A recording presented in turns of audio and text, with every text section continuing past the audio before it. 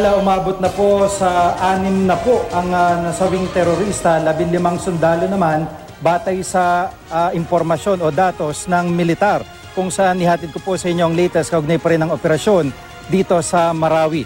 At patuloy na ang pagsuyod na ginagawa ng PNP Special Action Force at Philippine Marines dito po sa ilang lugar sa Marawi, kung saan pinaniniwalaan na namumugad itong mga sniper ng Maute Group.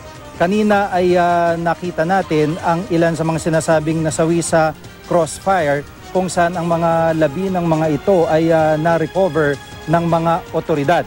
At ayon sa PNP, ayon sa ilang mga kagawad po ng PNP na naririto, ilan dito o isa dito sa mga na-recover ay tinatayang 10 taong gulang na bata at tila ba naka-uniforme ng Maute Group. At kahapon nga po nabanggit ng mga taga-PNP na may ilan na mga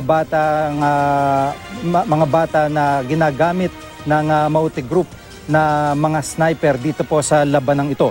Samantala, may ilang civilian din na nagkaroon ng pagkakataon na makalabas kanina matapos nga magsagawa ng clearing operation ang SAF sa isang lugar sa Marawi, bukod pa sa isinagawang airstrike. Narito po ang aking report. Pagsuyod ng mga otoridad sa Marawi.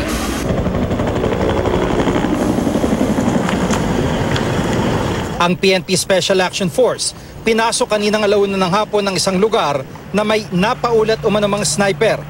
5 sibilyan ang lumabas. Hinarang muna sila. Laman ang bag mo. Ba't may mga dugo pa yung ano mo? Ay, luma yan, luma. Iyan mo muna yan. Baba mo yung bag mo. Kontag lang namin yung gusto namin. Kinumpiska mga cellphone at bineripika ang kanilang pagkakakilanlan para matiyak na hindi sila taga-suporta ng Maute Group. 3 sa 5 ay nagpakilalang empleyado ng isang gasolinahan, habang ang isa ay tauhan ng National Food Authority. Ayon sa 5, natakot silang lumabas dahil sa tindi ng putukan. Pero laking pasasalamat nila at nakita sila ng SAF.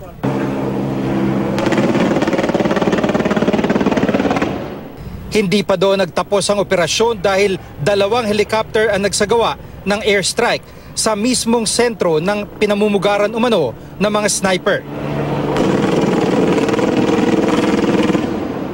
Di lang takot sa gitna ng sagupa ng kailangang harapin ng mga residente, kundi maging gutom.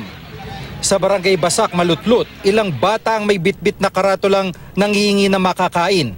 Gutom na sila dahil sa ilang araw na pagkakaipit sa bakbakan.